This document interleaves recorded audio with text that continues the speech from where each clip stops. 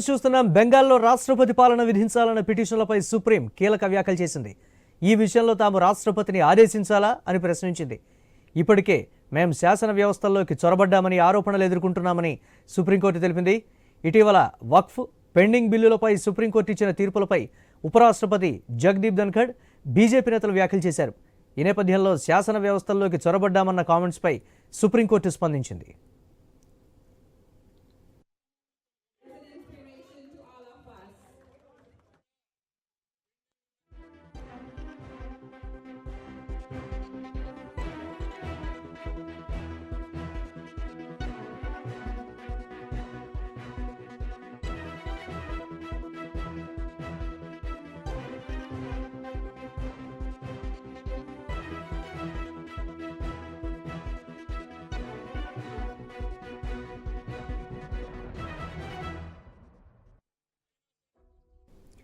బెంగాల్లో రాష్ట్రపతి పాలన విధించాలన్న పిటిషన్లపై సుప్రీంకోర్టు చేసినటువంటి కీలక కామెంట్లకు సంబంధించి మరిన్ని అప్డేట్స్ మా కరెస్పాండెంట్ స్వామి అందిస్తారు.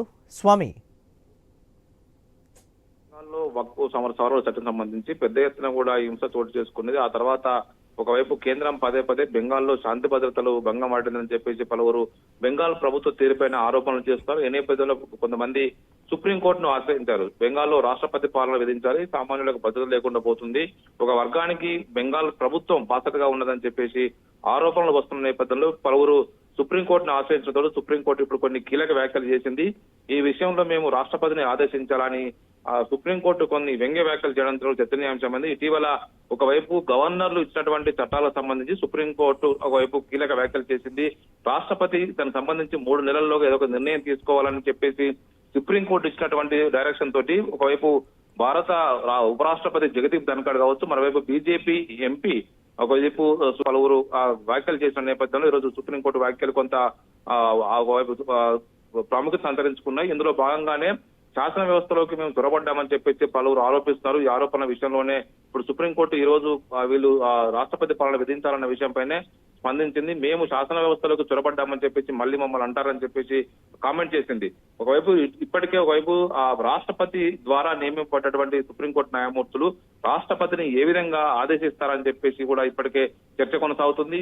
ఒకవైపు తమిళనాడు గవర్నరు సంబంధించిన విషయంలో రాష్ట్రపతికి వెళ్ళినటువంటి బిల్లుల విషయంలో 3 నెలల్లోపు నిర్ణయం తీసుకోవాలని చెప్పేసి రాష్ట్రపతికి సుప్రీంకోర్టు డైరెక్షన్ ఇవ్వడం పట్ల కూడా ఇటు ఉపరాష్ట్రపతి కావచ్చు, పలువురు బీజేపీ ఎంపీలు సుప్రీంకోర్టు వైఖరి పైన బాహాటంగానే ఒకవైపు అసంతృప్తి వ్యక్తం చేశారు.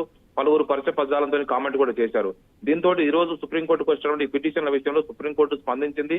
స్పందిస్తున్న ఈ రోజు మేము కూడా మళ్ళీ శాసన వ్యవస్థలకు చొరబడ్డామని చెప్పేసి మమ్మల్ని బ్లేమ్ చేస్తారని చెప్పేసి నా వ్యాఖ్యలు ఇప్పుడు కొంత ప్రాముఖ్యత సంతరించుకున్నాయి. వక్ఫ్ పెండింగ్ బిల్లుల పైన కూడా సుప్రీంకోర్టు ఇప్పటికే అది విచారిస్తుంది. ఈ నేపథ్యంలోనే అనేక రాష్ట్రాల్లో కూడా ఈ వక్ఫ్ సవరణ బిల్లును ఒకవైపు కేంద్రం ఒకవైపు ఉపసంహరించుకోవాలని చెప్పేసి పెద్ద ఎత్తున కూడా చాలా మంది ముస్లిం సంస్థలు, సంఘాలు, రాజకీయ పార్టీలు కూడా ఆందోళన కొనసాగిస్తున్నాయి. ఈ నేపథ్యంలోనే ఇవన్నీ కూడా బెంగాల్లో జరిగినటువంటి హింసాత్మక ఘటనల నేపథ్యంలో బెంగాల్లో శాంతి భద్రతలు పూర్తిగా క్షీణించాయి. అక్కడ రాష్ట్రపతి పాలన విధించి ప్రజలకు శాంతి భద్రతలు కాపాడాలని చెప్పేసి పలువురు సుప్రీంకోర్టును ఆశ్రయించిన నేపథ్యంలో ఈ రోజు సుప్రీంకోర్టు ధర్మాసనం ఈ వ్యాఖ్యలు చేసింది. రైట్.